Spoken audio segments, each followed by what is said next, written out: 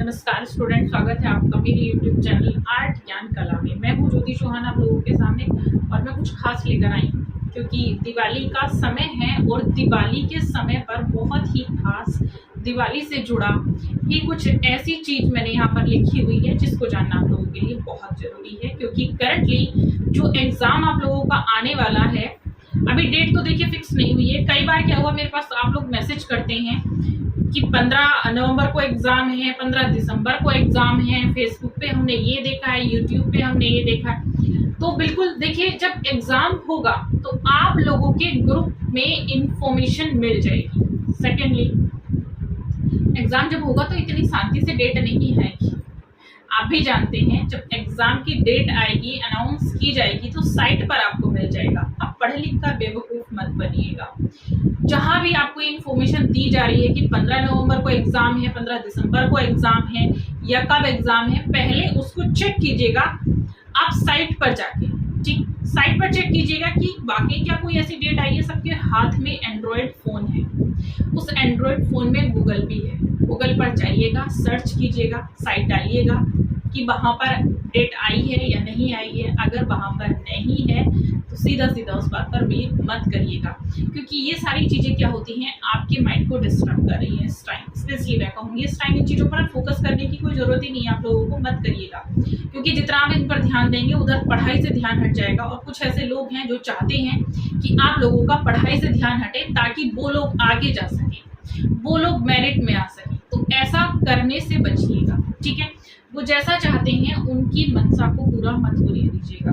वो चाहते हैं कि हम आगे पढ़ने की बजाय उनको ही पीछे खिसका दें, तो ये चीज़ गलत होती है। और आप लोग अगर उनका साथ देंगे, ऐसा करके उनके बातों में आकर उनका साथ देंगे, तो आप लोग ही पीछे रह जाएंगे। इसलिए ज़्यादा अच्छा है कि अपने पढ़ाई पर ध्यान लगाइएगा।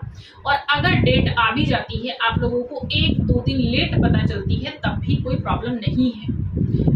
देखिए, जैसे डेट आएगी मैं आप लोगों को बताऊंगी। अभी तो फिलहाल मैं आप लोगों को जो न्यूज़ देने वाली हूँ वो ये है कि डीएसएसबी की जो वैकेंसीज आई हैं उनमें पीजीटी में एज 30 कर दी गई है। जो एज का क्राइटेरिया पर चल रहा था विवाद, वो 30 कर दी गई है।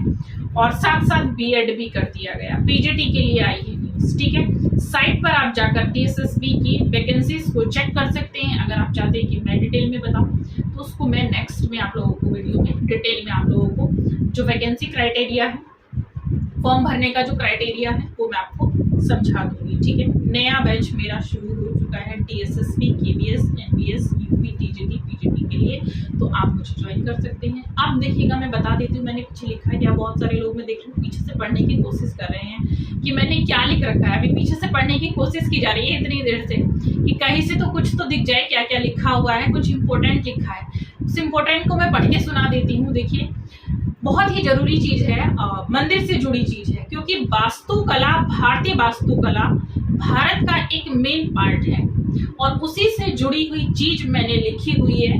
क्योंकि बहुत लंबे समय से भारत की आधी से ज्यादा जनता, मैं कहूँगी लगभग सारी जनता को ही इंतजार है राम मंदिर बनने का।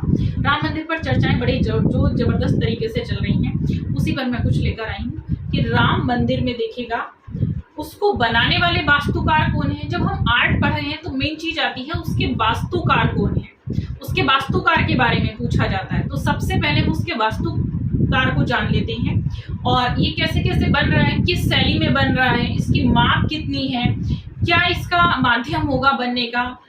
इन सारी चीजों से रिलेटेड एक प्रश्न तो आएगा। मेनली मैं कह सकती हूँ कि या तो शैली आप लोगों को आ सकती है ज्यादातर, या आप लोगों को इसके वास्तुकार आ सकते हैं, क्योंकि जो इस मंदिर की मूर्ति का निर्माण करने वाले हैं उनको तो मैं आपको पढ़ा चुकी हूँ, राम भी सुतार है, ठीक है। चलिए इसको जान लेते हैं।